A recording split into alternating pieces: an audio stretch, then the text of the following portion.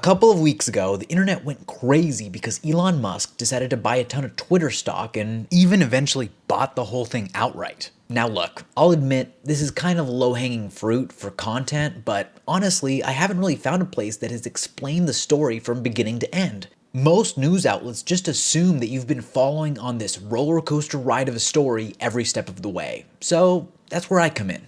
How'd this whole thing get started? What are Elon's intentions in the first place? What's been Twitter's response? And what sort of fallout can we expect from all of this? For all these answers and more, here at Techonomics. Hey, it's Carlos, always trying to provide you with insight on technology and how it's affecting you and the world at large. This story has been the talk of the town, and it's really no surprise why. It's the confluence of some extremely important philosophical and societal ideas, especially where tech's involved, like free speech, corporate power, the excess power of money in our society, and political polarization. So let's get some context to understand how this whole thing got started.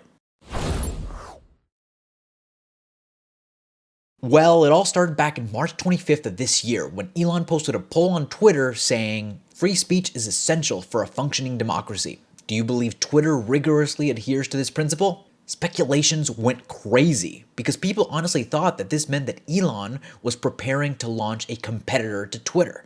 And look, there have been plenty of Twitter competitors, all with lackluster results. So maybe Elon could finally buck the trend and make something that wasn't easily hacked and that people actually wanted to use. Well, all that speculation went to shit because an SEC filing from Twitter on April 4th revealed that Elon Musk had acquired 9.2% of the company. This made Musk Twitter's largest shareholder, even more than the likes of the original founder, Jack Dorsey.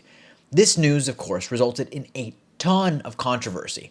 Most notably was questioning Musk's motives, because that same SEC filing revealed that he started buying Twitter stock all the way back in late January of this year, meaning that he was able to start purchasing it when the stock price was low, but now that his stake in the company has been publicly disclosed, it just so happens that the stock price has jumped 25%.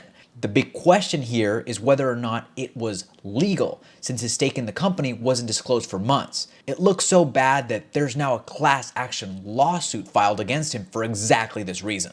That said, Musk says that he purchased all of this stock to push Twitter to be a more free speech focused platform. And regardless of whether or not you find his intentions credible, given his net worth, he's undoubtedly a liability to the Twitter board. So, in response to Musk buying so much Twitter stock, the board offered him a seat on the board with the condition that he not buy more than 14.9% of the company. This obviously being their attempt to control Elon to the best of their ability. So, how did he respond to that?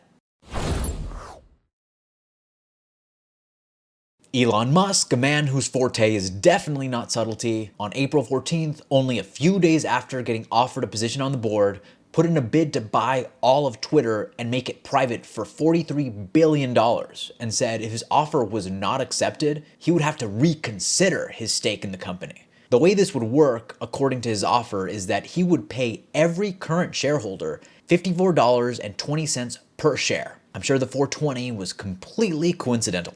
Just for context, this is the entire history of Twitter stock price, and this is the $54.20 line. As you can see, it has rarely ever come close to that value, and the only times it has was right after the IPO and during the obscenely inflated stock prices during the pandemic of 2021.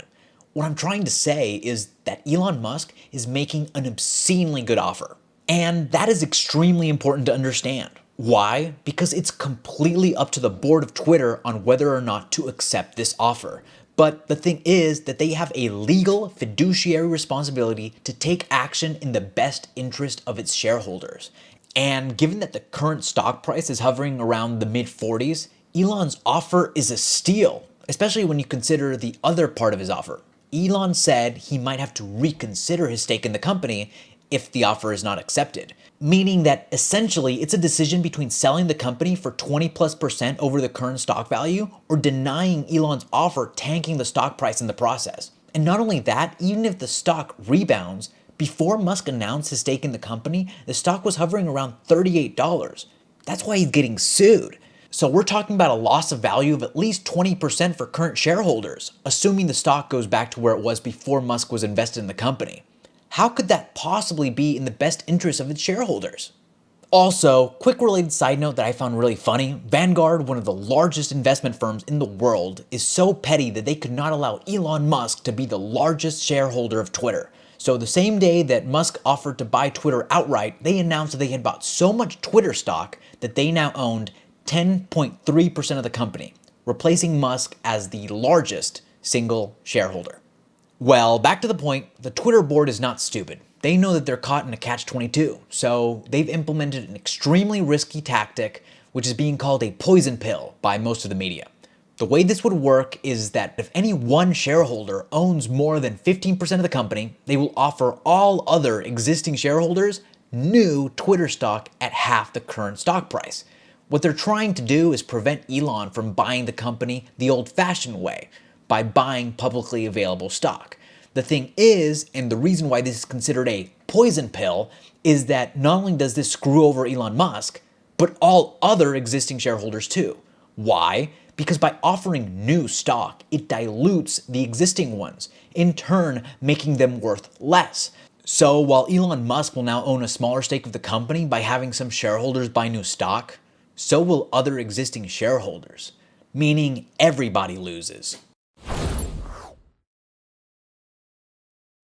Well, now I had to scrap the whole end of this video because the Twitter board just announced that they're going to be accepting Elon Musk's offer to buy the company and turn it private. He's going to be buying it for $44 billion, 21 of which is cash and the rest of which is debt, presumably using his Tesla stock and other assets as collateral.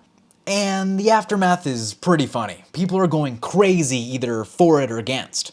And look, there's a bunch to be said about free speech, political polarization, that he's a billionaire buying it. As far as I'm concerned, the vast majority of people talking about this crap are taking a side depending on whether or not they like and or agree with Musk personally. Where was this response when Jeff Bezos bought the Washington Post? Also, it doesn't only matter who's buying it, it also matters who owns Twitter right now. And a ton is owned by giant corporate conglomerates like Vanguard and Saudi Arabian princes. I, for one, wouldn't really want to be on the side of giant corporations and a Saudi Arabian prince. Hey guys, hope you liked the video. If you did, please hit that like button. It's always very much appreciated. Also, comment down below with whether or not you think the Twitter board should accept Musk's offer and why. Always love seeing what you guys have to say about these sorts of topics. As always, it's Carlos from Techonomics, over and out.